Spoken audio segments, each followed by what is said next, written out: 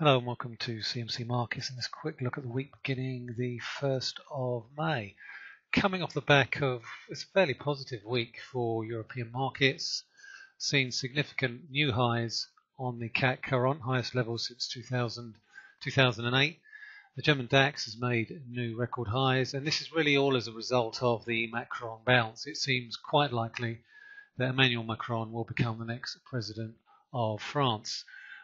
When the vote takes place on the 7th of May. I think the big question at the moment really is not so much as how successful he'll be as a president, but the fact that he's not Marine Le Pen and he's not Jean-Luc Mélenchon.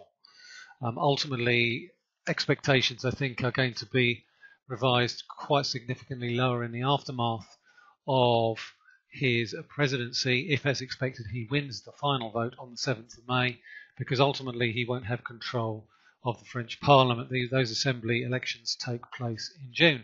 So I think the focus for now is going to be moved back more to the economics than the politics, unless the polls narrow in the week up to the 7th of May vote, which means this week's PMI numbers are going to be particularly important in the light of last week's decision by the European Central Bank to hold rates unchanged while keeping their inflation outlook fairly benign. And I think that was really the only policy stance they could really take, given the fact that the ECB meeting takes place slap bang between the middle of the two votes. So some of the PMI data that we've seen thus far this year has been fairly positive. We'll be looking for those PMI numbers for April to continue that upward trajectory that we've seen over the past 4 months. More importantly, we've also got manufacturing PMIs for the UK economy, and some of the data that we've got out of the UK in the past week or so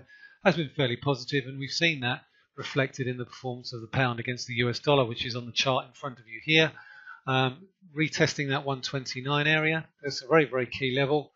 I think my expectations around that for further gains for the pound in the wake of the fact that ultimately any tax reform policy by President Trump is likely to remain quite some way in the distance, and I think that's likely to weigh on the dollar, particularly against the pound, and also I think to a lesser extent particularly against the euro.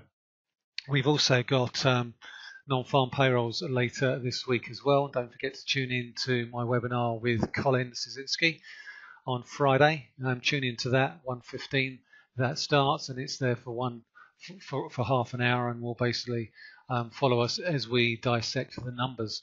Also have a Fed rate meeting, and again I think it's fairly unlikely that we're going to get any significant nuance out of that.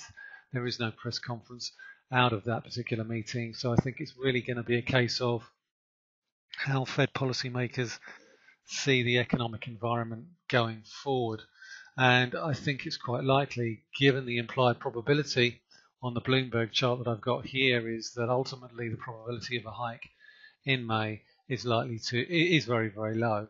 I think the June prospects are currently oscillating between 65 and 75%, and unless the hard data starts to improve, and the hard data has been significantly disappointing, let me cast your mind back to the last payrolls number, which was very, very poor, even though the unemployment rate did fall back.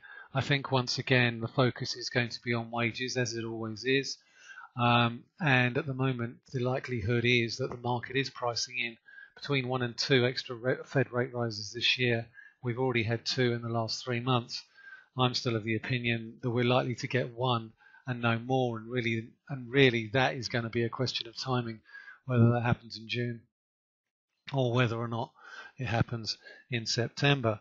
So I think the key factors that I'll be looking out for this week is continued resilience in UK and European PMI data, and a little bit of softness continuing to bleed through into US economic data. If that does turn out to be the case, then I think the expectation is that ultimately we could see the dollar start to show continued signs of weakness, particularly against the euro and particularly against the pound.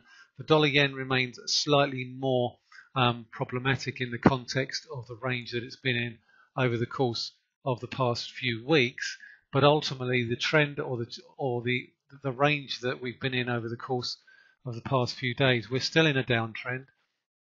The big level still remains around about 111.70, 111.80, and even if we move above that, we've still got a big level around about 112.40, 112.50. So to sum up, key items to keep an eye out for this week are non-farm payrolls, PMIs, manufacturing and services from UK, Europe, China and the US. We also have the small matter of Apple's Q2 results, so we could see a little bit of volatility in the Apple share price as well. Otherwise, that's it from me for this week. Thanks very much for listening. It's Michael Hewson talking to you from CMC Markets.